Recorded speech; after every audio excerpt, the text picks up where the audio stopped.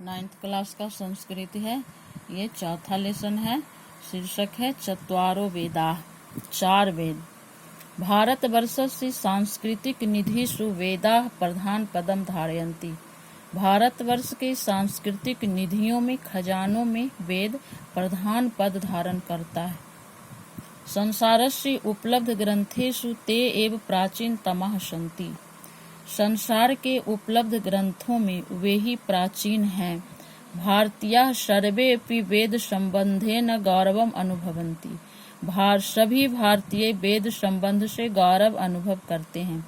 ज्ञानस्य पर्याय एव वेदो वर्तते। ज्ञान का पर्याय ही वेद है। शास्त्राणि वेदानाम् उद्धरणैः स्वसिद्धान्तान् प्रतिपादयन्ति। शास्त्र वेदों के उदाहरण से ही अपने सिद्धांतों का प्रतिपादन करते हैं। प्रस्तुते पाठे चतुर्णाम वेदानाम स्वरूपम मुख्यम च प्रतिपाद्यम दर्शितम अस्ति। प्रस्तुत पाठ में चारों वेदों के स्वरूप और मुख्य प्रतिपाद्य को दर्शाया गया, दिखाया गया है। अस्माकं प्राचीना संस्कृति वेदेषु सुरक्षिता वर्तते। हमारी प्राचीन संस्कृति वेदों में सुरक्षित है। संसारस्य च प्राचीनतम साहित्यम वेदम उपलभ्यते। संसार के प्राचीन साहित्य वेदों में उपलब्ध है। सप्त सिंधु प्रदेशे निवसन्तः ऋषयः तत्कालिकम सर्वम ज्ञानम वेद रूपम आराधयन्। सप्त सिंधु प्रदेश में रहते हुए ऋषि वर्तमान सभी ज्ञान को वेदों में आराधयन पढ़ते हैं। विशेषतो यज्ञ संचालनाय एकस्यापि वेदस्य चत्वारि रूपाणि कृतानि आसन्। विशेष रूप से यज्ञ संचालन के लिए एक वेद के 4 रूप किए गए हैं, 4 भाग किए गए हैं। अतएव चत्वारो वेदा इति परंपरा प्रवृत्ता। इसलिए 4 वेद की परंपरा प्रचलित है। ते च वेदाः ऋग्वेदः यजुर्वेदः सामवेदः अथर्ववेदश्चेति सन्ति। और वे वेद ऋग्वेद, यजुर्वेद, सामवेद और अथर्ववेद हैं। ऋग्वेदः प्राचीनतमान् मंत्रान् धारयति। ऋग्वेद प्राचीन मंत्रों को धारण करता है। अतएव इतिहासस्य विद्वांसः तस्य महत्वम् इतराम् मन्यते। इसलिए इतिहास के विद्वान उसके महत्व को अधिक मानते हैं। अयं वेदो 10 मंडलेषु विभक्ता। यह वेद 10 मंडलों में विभक्त है। प्रतिमंडलम च ऋक् समूह रूपाणि सूक्तानि बहूनि विद्यन्ते। प्रतिमंडल ऋक् समूह रूप और सूक्त बहुत हैं। सूक्ता नाम देवता ऋषयः छन्दांसि च पृथक् सन्ति। सूक्तों में देवता, ऋषि और छंद पृथक अलग हैं। संपूर्ण ऋग्वेदे 1028 सूक्तानि। संपूर्ण ऋग्वेद में 1028 सूक्त और 10,552 ऋचः वर्तन्ते और 10,552 ऋचाएं हैं। ऋचः एव मंत्राः अपि कथ्यन्ते। ऋचाएं ही मंत्र कहे जाते हैं। ऋग्वेदे देवानाम आवाहनार्थम मंत्राः इति कर्मकांडोपयोगः। ऋग्वेद में ही देवताओं के आवाहन का मंत्र, इसे कर्मकांड का उपयोग भी कहते हैं। यजुर्वेदः शुक्ल कृष्ण रूपेण द्विविधः। यजुर्वेद शुक्ल और कृष्ण 2 रूपों में विभक्त है। प्रायेण शुक्ल यजुर्वेदः एव उत्तर भारते प्रचलितः। प्रायः शुक्ल और यजुर्वेद ही उत्तर भारत में प्रचलित है। तस्मिन् 40 अध्यायाः सन्ति। उसमें 40 अध्याय हैं।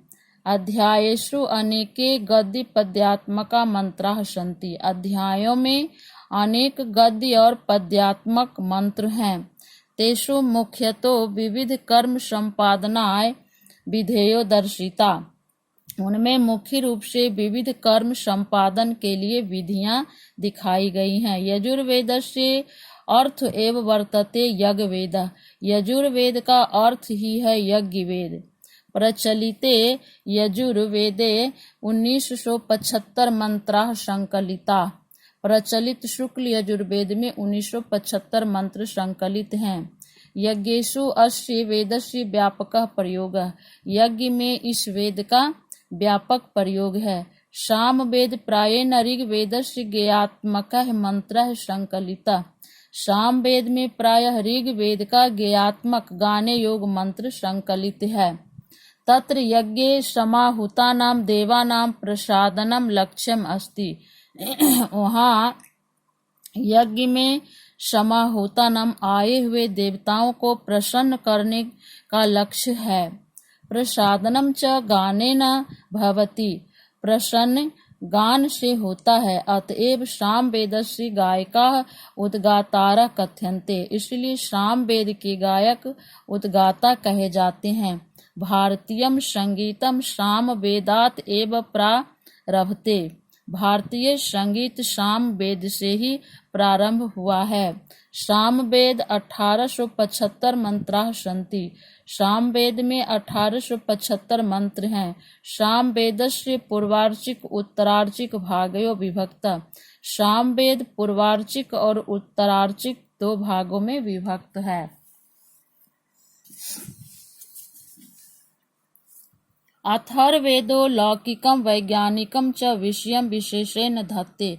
अथर्ववेद लौकिक और वैज्ञानिक विषयम विशेषेण विशेष रूप से विषय को धारण करते हैं। अयम 20 कांडेषु विभक्तः।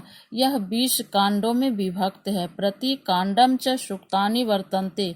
प्रत्येक कांड में सूक्त हैं। सूक्तेषु च ऋग्वेदात् मंत्राः सन्ति। सूक्तों में ऋग्वेद के मंत्र हैं। संपूर्णे अथर्ववेदे 730 सूक्तानि।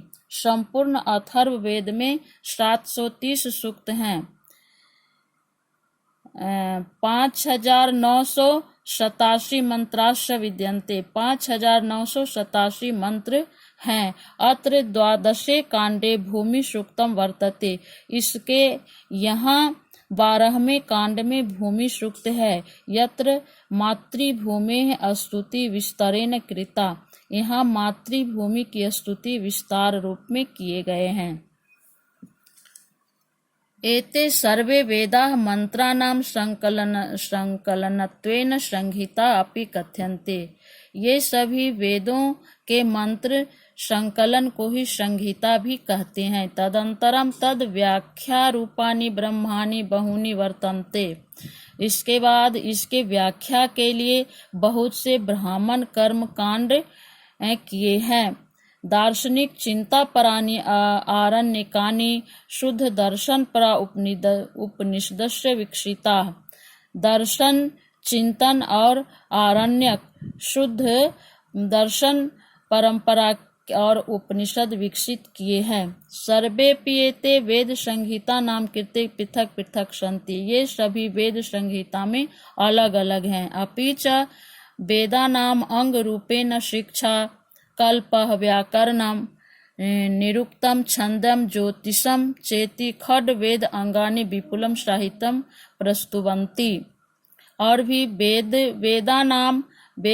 वेदानाम अंग रूपेण वेदों के अंग के रूप में शिक्षा कल्प व्याकरण निरुक्त छंद ज्योतिष ये 6 वेद के अंग विपुल साहित्य को प्रस्तुत करते हैं। बहुत बड़े साहित्य को प्रस्तुत करते हैं। सर्वम इदम मिलित्वा ये सभी मिलकर विशालम वैदिकम साहित्यम इति वर्तते। विशाल वैदिक साहित्य है। इस तरह से ये चौथा लेसन समाप्त होता है।